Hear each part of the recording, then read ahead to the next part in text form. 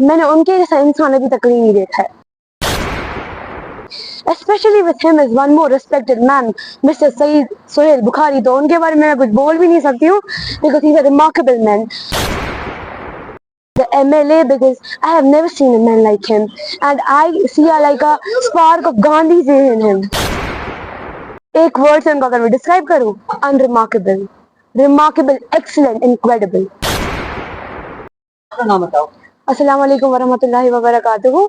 I am Saeed Arban Bukhari, the daughter of a respected man, Saeed Nasir Bukhari. बेटा अभी अभी आप रास्ते से एमएलए साहब से जी। आपके एमएलए साहब ने क्या लगा आपको?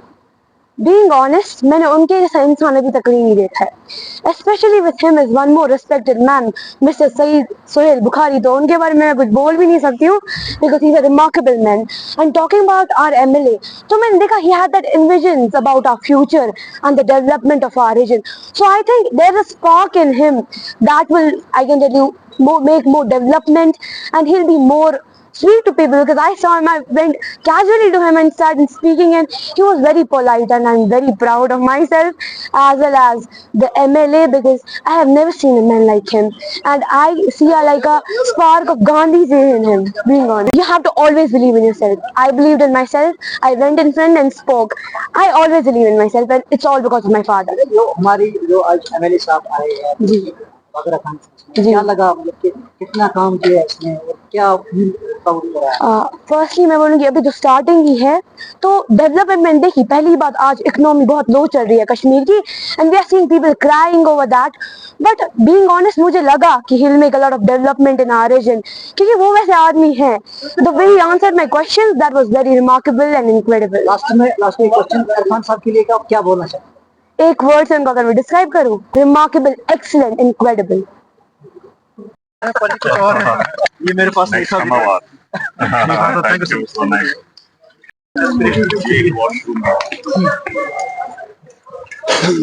फिर से हम एक दफा डीसी साहब बारामूला, मिंगा शिल्पा जी का, एग्जन साहब, इस्माइल साहब का, इनकी पूरी टीम का शुक्रिया और यहाँ पर हमारे जितने भी जिम्मेदार लोग हैं उन सबका शुक्रिया अदा करना चाहेंगे।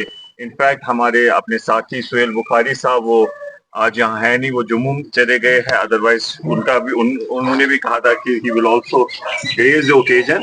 और जितने भी यहाँ पर रशीद साहब है, नसीर साहब है, जावेद साहब, हमीद साहब, जितने भी लोग हैं इन सब का ये देरी ना मांग थी, अब्दुल रशीद गनाई साहब, इन सब की देरी ना मांग थी कि यहाँ पर ये जो स्नो कंट्रोल रूम है एस्टैब्लिश होना चाहिए।